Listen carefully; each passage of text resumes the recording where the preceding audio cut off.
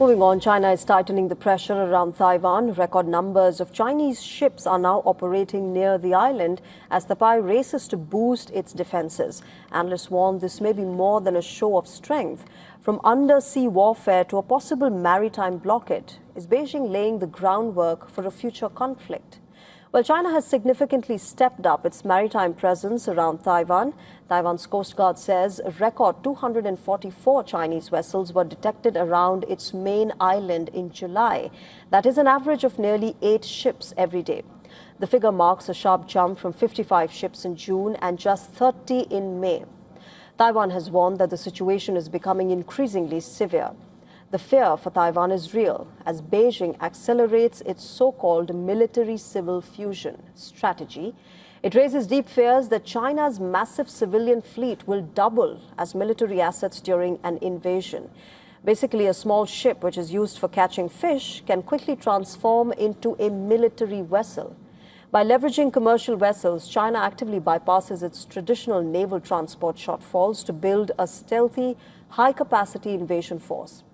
Now, under China's national defense and mobilization laws, commercial transport assets, including vessels, can be requisitioned for national defense needs.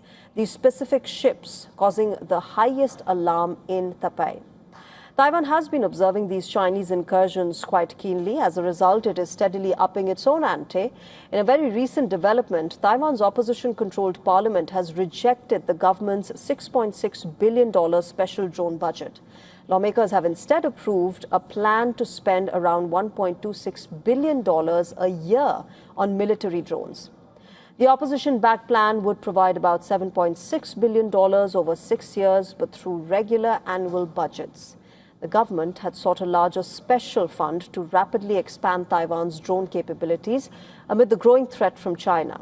And remember, this isn't the first step that is taken by Taiwan in order to counter Chinese belligerence. Earlier, Taiwan had conducted a 10-day-long military drill, adding to its strengthening military posture. The exercise mobilized more than 5,000 reservists across 2 brigades, which is the largest number so far. These tensions actually draw their essence from assertive Chinese foreign policy. Beijing has never ruled Taiwan, but claims the self-ruled island as part of its territory and has not ruled out the use of force to take control. This is what China broadly calls the One China policy. It also claims jurisdiction over waters surrounding Taiwan. This is reflected in Beijing frequently performing coercive live-fire military drills around Taiwan, the latest being in December last year, with China named as Justice Mission 2025.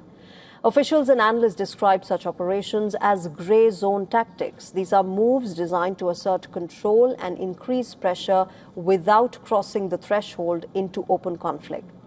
Taiwan firmly refutes China's sovereignty claims over the island, maintaining that the People's Republic of China has never governed Taiwan and that its democratic future is non-negotiable. The strait remains short of an open war, but with China's military pressure rising and Taiwan hardening its defenses, the line between deterrence and conflict is growing ever thinner.